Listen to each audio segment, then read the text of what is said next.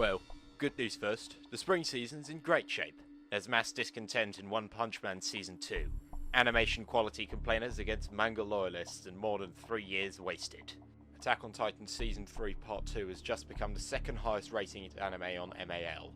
We've got Intel keeping an eye on. Holy shit, your name isn't in the top 3 anymore. That's new. What's the bad news? I haven't watched enough new anime to make a seasonal recap video, but we've got a new series we're going to give the Best Girl Wars treatment. It came out this season and features the adventures of a girl who finds it difficult to communicate with people. Also, it isn't Hitori Boji. Here we have Senryuu Shoujo, which I feel the need to talk about now that it's hot, since, well, these numbers are more than 50,000, and I don't want to see this become a ghost town. So a bit of a 101 on Senryuu Shoujo. What is it? Well, I wanted to watch something this season that wasn't a sequel, and Netflix weren't courteous enough to release Carol and Tuesday in the UK, so I thought I'd watch something short and sweet, and you don't get much shorter or sweeter than 12-minute long episodes detailing the adventures of cute anime girls trying to set up a relationship between two poetry lovers.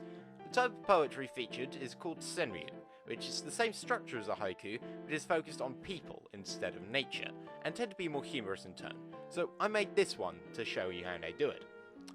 For this video, modern warfare metaphors will be used to try and make me feel like I'm doing something interesting with my editing when in fact it makes no sense whatsoever and it comes off as a desperate attempt to try and copy Internet Historian. Oh wait, that didn't have 5 syllables. The main wing girl in this situation is the president of the Poetry Society, Amane. Amane takes the stealth option by stalking Eiji in the hopes that he'll finally make a move. She may unfortunately be the least interesting character, seeing how she doesn't have much of a personality and instead feeds off the personality of others. She plays the straight girl in terms of her humour, which provides contrasts to principles, but unfortunately she doesn't have many quirks, especially in a season right after Chika Fujiwara basically played the same role and managed to steal the show. I can't really write anything more about her, apart from the fact that the biggest role I recognise her Seiyu playing in is Maho. That's some spicy irony. Next up we have Koto, or Big Sis Koto as she's known to Eiji. She serves as the childhood friend character.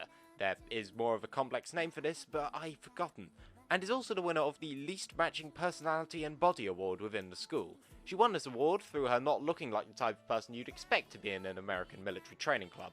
Hoorah! But I suppose it fits her character because she shows up everywhere. Hey, my first foreign policy joke in a while.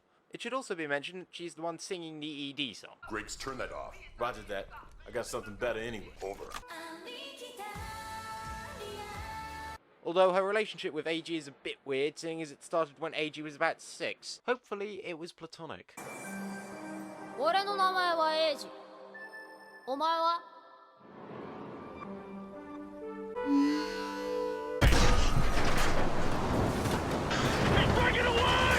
Tao serves this series goth lolly, although much more focus on the goth rather than the lolly. Tao may not have much screen time, but she does try to leave an impression in the rare moments when she's on screen. She's genuinely adorable when she's blushing, frightened, or doing anything other than being a try-hard at being a fortune teller. However, I do think they could have done more, as there are actually quite a lot of fortune tellers nowadays. Don't believe me? Well, I actually have a friend who's one. So, like Tao, my friend makes predictions based off someone's name, or at least I think that's what he does. Because when I told him my YouTube username, Otaku Without Ideas, he made this shocking prediction that I was never going to get laid. Given the accuracy of that prediction so far, I'd say he's probably psychic. But of course, those aren't worthy contenders for the title of Best Girl. For God's sake, they are to this fight what my videos are to good YouTube content. The real fight lies between two people, and weirdly, the largest presences are held by the two characters who don't say anything. We have the titular character, Nanako, who communicates using Senryuu poetry, and Kino, a girl who communicates using her sketchpad. Both are adorable. There's only one way to settle this. Listing their various good qualities in a very fast-paced voice to make it sound like it's important. Nanako has the most screen time and so has the most time to shine. Her exhales are some of the cutest things I've heard all year. She is pure in every sense of the word, takes the time to bake a cake for her dad, and she was also bullied in the past, which makes us want to protect her even more. However, Kino steals the show every time she's on screen, her blushes are so damn endearing, she's surprisingly enthusiastic for a girl who can't speak, she comes up with drawings in seconds, which is very impressive seeing as I can barely reply on WhatsApp that quickly, and her stealth skills are very impressive. However, there's one factor we're leaving out, and that's saves, because it turns out that Nanako is played by none other than Kana Hanazawa.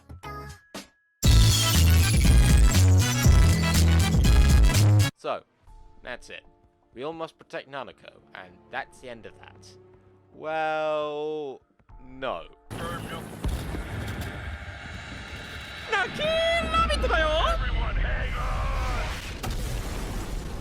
Yes, Naki Rabbit is best girl.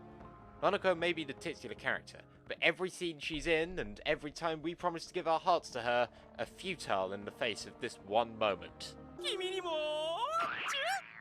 Huh?